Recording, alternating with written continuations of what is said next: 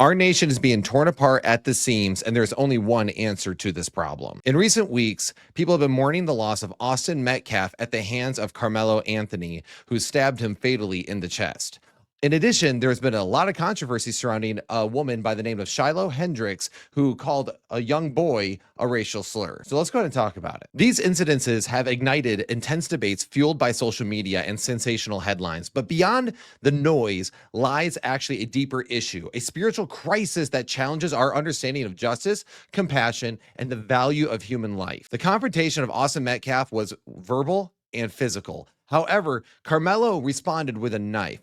One action forever changed two families and shook an entire community and actually our entire nation. That's not justice. This is tragedy. Make no mistake about it. Then there's, of course, Shiloh Hendris. Her recorded racial slur toward a young black child was ugly and it was wrong, period. But what's happening under the surface may be even more dangerous, because increasingly we're seeing right now in our culture, we're seeing a rising tide of racism continually on all sides. If you are on X at all, you will see that there are people who are very openly racist against black people, and black people are very racist against white people. Racism in any direction is always evil, whether it targets blacks, whites, or brown. And in fact, as a man who's in an interracial marriage, I have a very personal part in this. What we're witnessing is not healing. It's revenge dressed up as justice. It's tribalism masquerading as moral clarity. And it's fueling a fire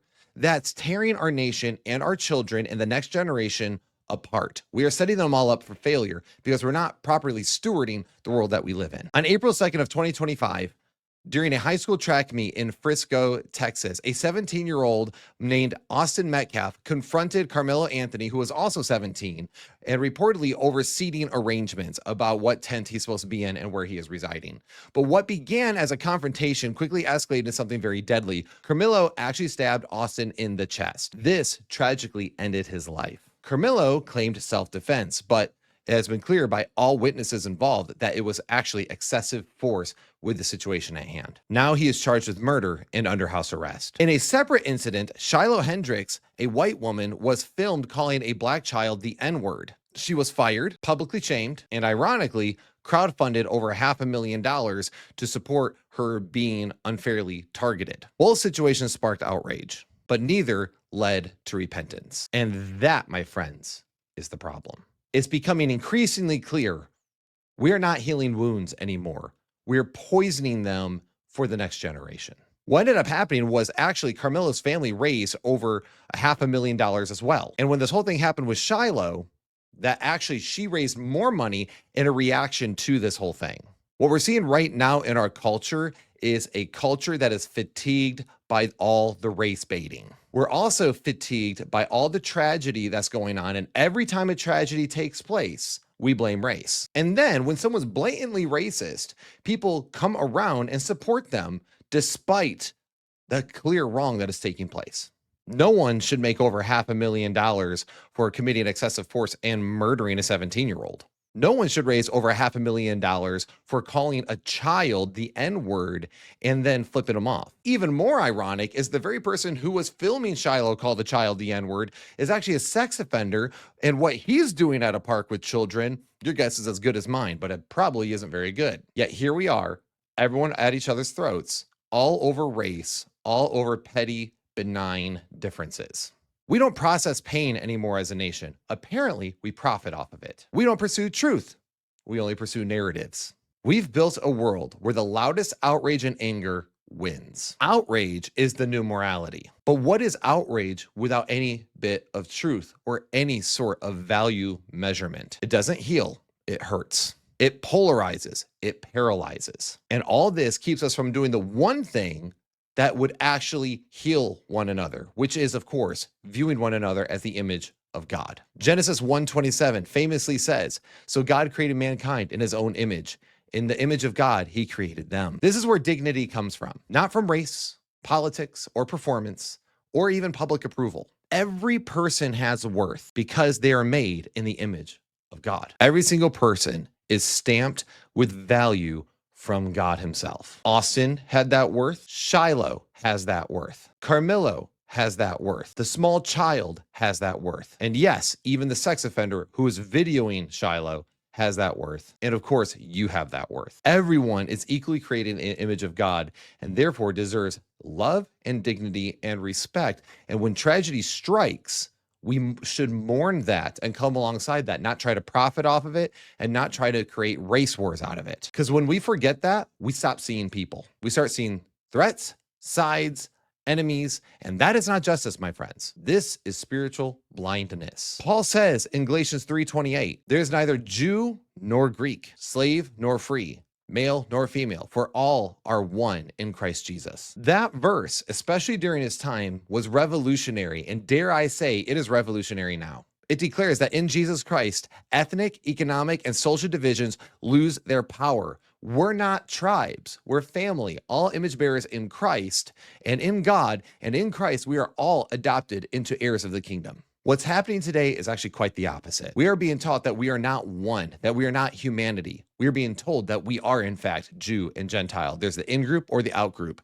And if you're born one way and you can't help it, it doesn't matter. You're condemned already. That we are enemies by nature. That justice means punishing someone who looks like your ancestors' oppressor. This isn't justice. This is collective vengeance. It's not moral, it's pagan, and it is tribalism reborn in the modern age.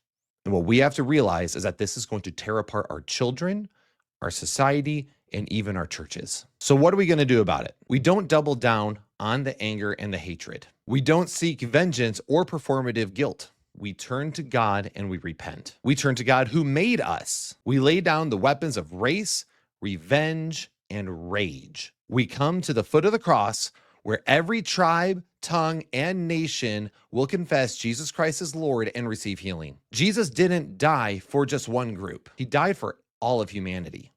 And he did that to validate all of humanity as equally valid and equally valuable. Christ died to save every sinner of every color, every background, and every story. Jesus Christ offers more than just forgiveness. He offers new eyes to see God's people as he does. So what do these two stories tell us? Well, it's not just a story of two individuals. It tells us a sickness at the very deep center of our culture, a society that is so fractured, so spiritually lost that we have forgotten what makes people sacred, which is that divine imprint on all of humanity. Jesus hasn't forgotten, and Jesus never did forget, and he never will. He sees the blood of the victims. He hears the cry of the guilty, and he offers redemption to both. This is why we should all admire Austin's father, who actually asked that people do not turn this into a race war, but instead to pray for healing. And he actually says he forgives him. And yet he's been mocked and scorned for doing that. We live in a world that doesn't want forgiveness. They want scorn. They want bitterness. They want outrage. They want war. But we need to remember that we need to come to Jesus Christ because he came to us first. We need to lay down our weapons, lay down our war. We need to embrace the gospel because in Jesus Christ, there is no Jew or Gentile. There is no white or black. There is no yellow. There is no brown. There is only humanity, the image bearers of God. So if you're watching this, I'll encourage you to not be pulled into this race war. Do not be tempted to make it an us versus them, but instead call people to remember what we once were as a nation, which is one nation united under God. You can disagree with your neighbor, but you shouldn't be okay with people just stabbing each other in the chest because there is a disagreement. You also should not be okay with little children being called horrific words. We instead should come together as a nation and condemn both actions and not turn it into a race war, but instead have everyone turn to Christ and look for forgiveness and healing. And I pray that we will see our nation heal soon, but that will not happen if we as Christians fall into the same rage bait culture that the world has created. Hey guys, if you like this video, I know it's kind of heavy stuff, but please leave a like and subscribe. Check out my other videos on this channel, and let's go ahead and continue to challenge the status quo with the light and message of the gospel. Take care.